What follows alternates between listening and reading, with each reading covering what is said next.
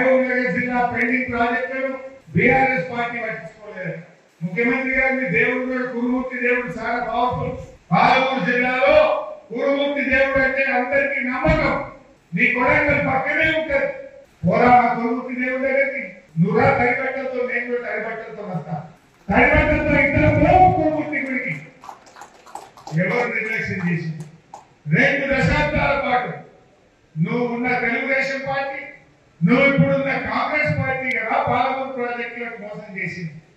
20 ఏళ్ళు, 10 ఏళ్ళు తెలుగుదేశం, 10 ఏళ్ళు కాంగ్రెస్ పార్టీ, 20 ఏళ్ళు కల్లకుర్తి, నెట్టపాడు, భీమా, కోయిలసాగర్ ప్రాజెక్టులను పెండింగ్ లో పెట్టి 20 ఏళ్లలో మీరు 26,000 ఎకరాలకు నీళ్ళు ఇచ్చింది.